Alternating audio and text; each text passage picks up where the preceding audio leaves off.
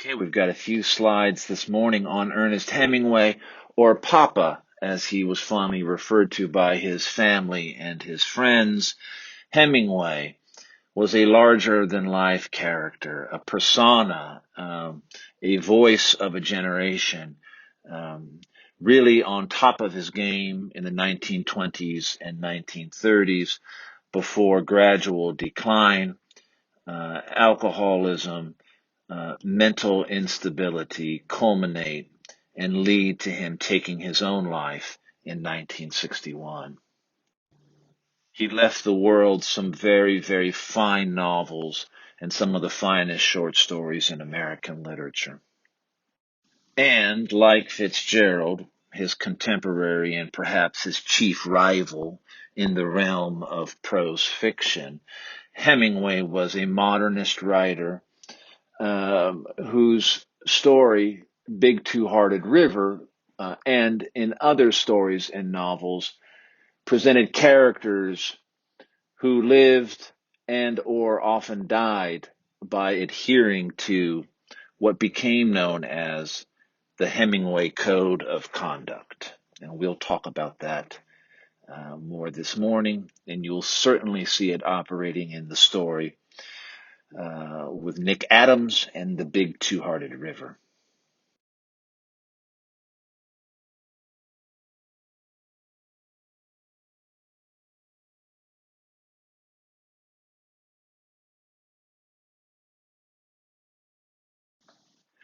Hemingway was born in 1899 in Oak Park, Illinois, and was educated there in the public schools.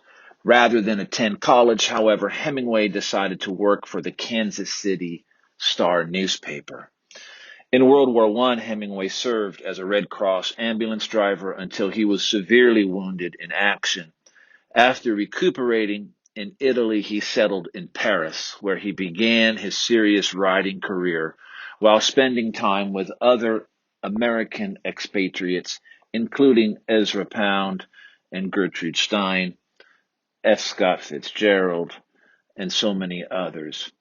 Hemingway, according to Gertrude Stein, was representative of what Stein called the lost generation, a generation of young Americans who had become disenfranchised and alienated in the wake of World War I, with its extraordinary loss of life and essentially the crumbling of Western civilization.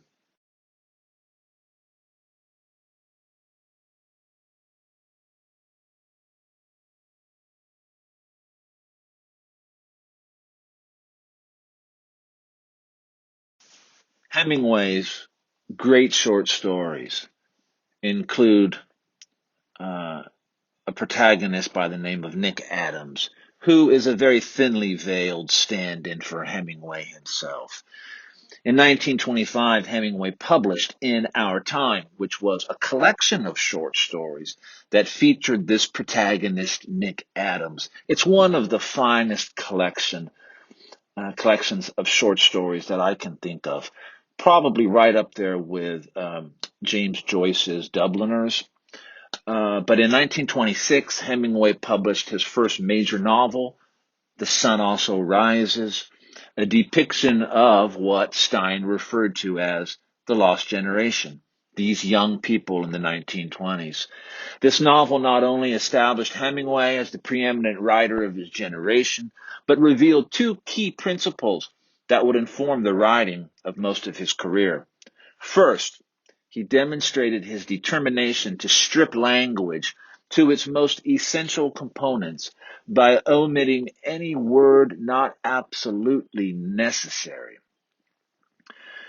So his writing is very journalistic in the sense that it's very direct, straight, short sentences, very terse, subject, verb, object, not flowery at all like a Fitzgerald, but very, very short, again, could be considered terse, journalistic. Secondly, he stressed the importance of authentic experience in his work, confessing, quote, I found the greatest difficulty, aside from knowing what you really felt, rather than what you were supposed to feel and had been taught to feel, was to put down what actually happened in action, what the actual things were which produced the emotion that you experienced.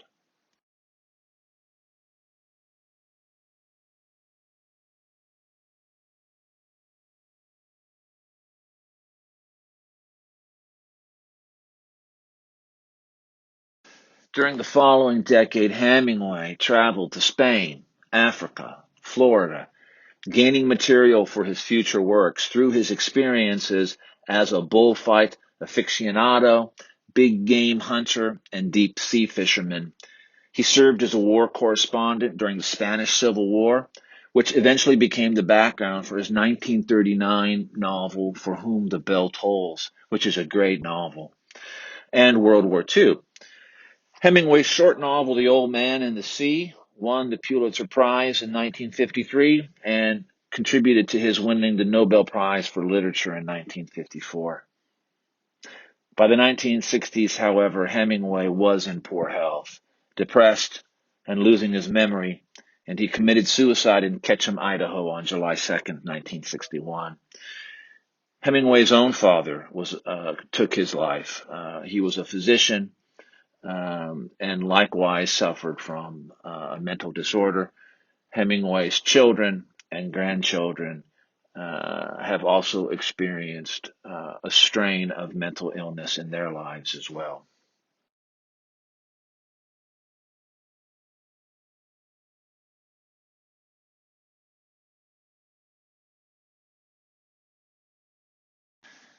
Hemingway drew upon experiences from his youth in the woods of northern Michigan, where he and his father would spend time backpacking and fishing.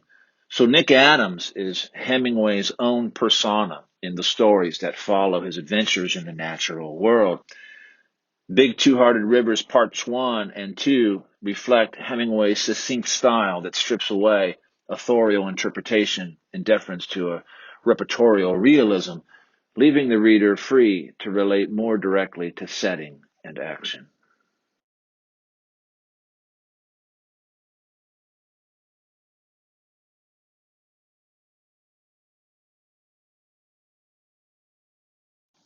At least three times in Big Two-Hearted River, Nick takes stock of his actions and his decisions, his catalog of choices, his rationale for them, and the meaning he assigns to them define the basis for the Hemingway code of ethical action. The Hemingway hero is often guided by a code of behavior, a code of conduct that is based on individual courage. Even when his protagonists are destroyed, if they've adhered to the code, they are generally viewed as heroic, despite other shortcomings and failures that they may exhibit.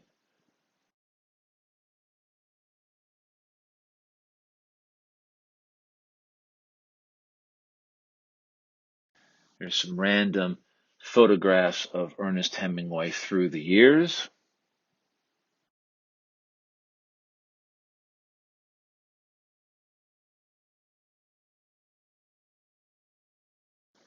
And yes, you may be cool, but are you as cool as Ernest Hemingway hanging out with Fidel Castro in Cuba?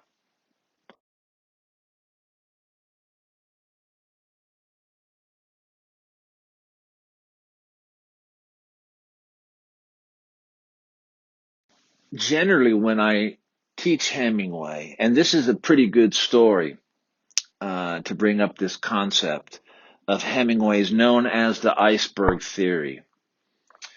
And Hemingway describes and defines this iceberg theory in his work, Death in the Afternoon. If a writer of prose knows enough of what he's writing about, he may omit things that he knows, and the reader, if the writer is writing truly enough, will have a feeling of those things as strongly as though the writer had stated them. The dignity of movement of an iceberg is due to only 1/8 of it being above the water. A writer who omits things because he does not know them only makes hollow places in his writing. So this theory of fiction writing is evident in so much of Hemingway's writing and the writing of other modernist writers. The idea is that you don't have to show and tell the reader everything. In fact, there's an extraordinary amount of weight, fictional weight, and details that loom underneath the surface that we can't see, that we don't really know. We can only surmise and speculate about what's happening or what has happened in the past based on what we see operating in the present tense of the story. Okay? So this marks a huge shift from the realist period. The realist writers wanted to load up their stories with enormous amounts of details and descriptions so as to be able to effectively render what something looked like in reality.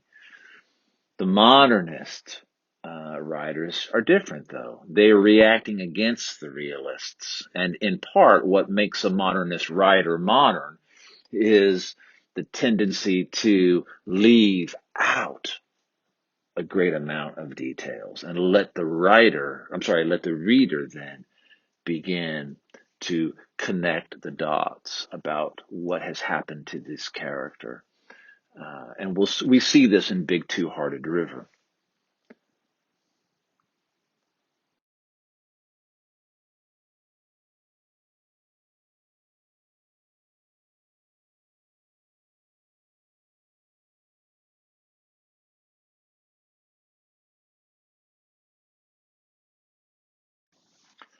Big Two-Hearted River begins with a train dropping off Nick Adams near the wilderness of the Upper Peninsula of Michigan. What follows is a straightforward narrative of one of his days camping alone near the river. Nick is most intrigued by the river, which he uses to provide food for himself and much more. Nick Adams finds healing through the river. Much like Hemingway himself, Adams finds himself continually haunted with frightening flashbacks to his past suffering and grief. As he alludes to in other stories, Nick turns to fishing, especially fishing with grasshoppers, to release his mind from the terrible pressure of his life. Nick Adams has returned to America from war. This is all in the background of the story, or underneath the surface of the water. As we see Nick making his coffee, for example, he's reminded of his old fishing buddy and oil tycoon Hopkins, who Hemingway suggests took his own life a few months before, after receiving a disturbing telegram, perhaps about his lover. Other disturbing flashbacks in Big Two-Hearted River include a tragic execution scene where the man waiting to be hanged loses control of his bladder. This is bad form, Hemingway suggests, since the man doesn't possess the author's famous grace under pressure ideal. This is one of the shortcomings of our textbook.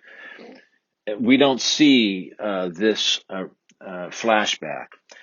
In the original story, Big Two-Hearted River Part 1 and Big Two-Hearted River Part 2, there is a vignette, a short narrative sketch, which is a flashback of Nick as he's watching this execution take place.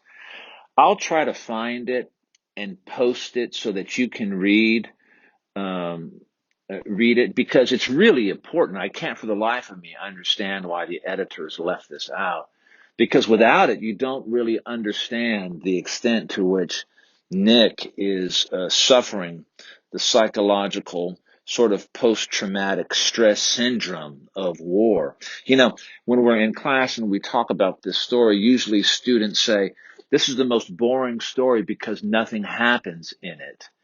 And my response to them is, well, that's a fair assessment, but that's the point of the story. The point of the story is that not much is happening, and that everything that has happened to Nick has happened in the past, and he's dealing with what has happened in his past by trying to establish some type of order as he sets his camp and prepares his meal and prepares to fish once he has come home.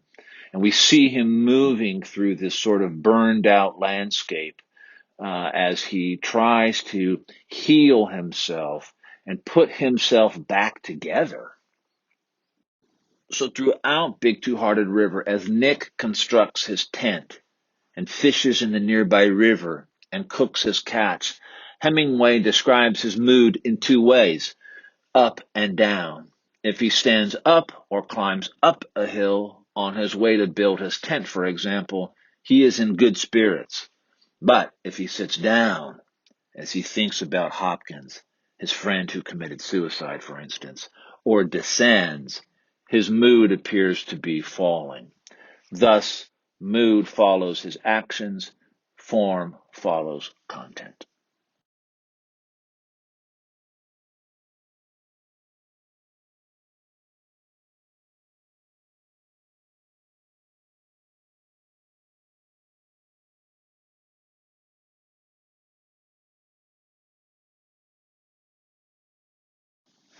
Like Nick Adams, Hemingway found nature to be the best escape from his troubled world. In fact, Nick Adams is probably the most autobiographical of Hemingway's characters. It's no accident that Hemingway describes the flight of the kingfisher in Big Two-Hearted River. The Fisher King tradition is used by many authors to signify one or more characters seeking renewed health through a quest for the Holy Grail, for example. In this case, Nick renews himself through nature, particularly through the river. When reading Big Two-Hearted River, it's important to recognize Hemingway's many allusions to creation. For example, after Nick's finished building his tent, he assesses his situation and calls it good. In this way and in others, he mimics the Old Testament account of creation. His good place is almost a self-created heaven of sorts. Hemingway, not believing in God, of course, relied, like Nick Adams, on making his own good place, finding for himself an escape from the darkness of reality. Hemingway believed that this self-creation was the only way man could get through life. Even though the short sentences, even the short sentences, I'm sorry, the author uses suggests Nick's attempt to control things for himself and not relying on others.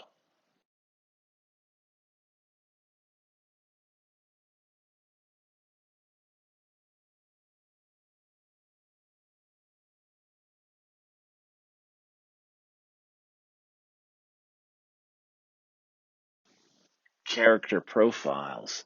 Nick.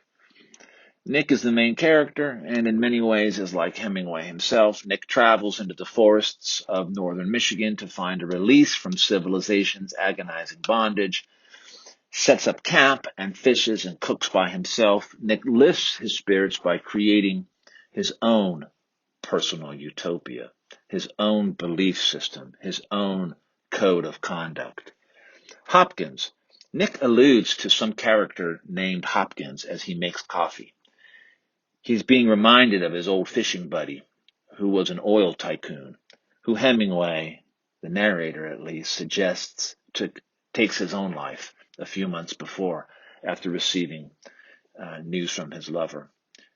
Hopkins's tragic story is but one example of the suffering and grief Nick hopes to leave behind him.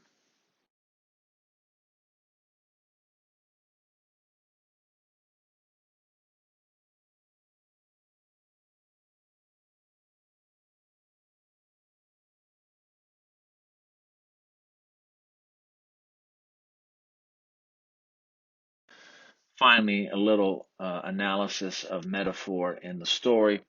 I've mentioned briefly the up and down movements, something to be on the lookout for as you read.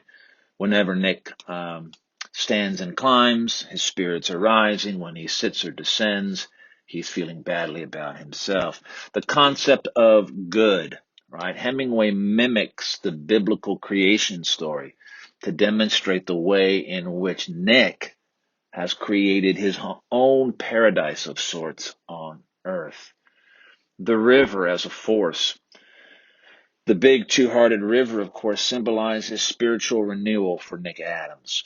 This relates also, as I said before, to the kingfisher idea. Like his character, Hemingway himself found an escape from his suffering in his frequent trips to the wilderness of Michigan's Upper Peninsula. It's a wonderful story to read, and this collection in our time. I think it's got maybe 9 or 10 stories in it, and they all have Nick Adams in the story. And it's a really good read if you like what you're reading here with Hemingway. It's also interesting, and maybe you've already done so, began making perhaps some connections between Hemingway and his relationship to the river in this story to McLean and McLean's relationship to the Big Blackfoot River, and a river runs through it. I think there are some very intriguing parallels between the two pieces.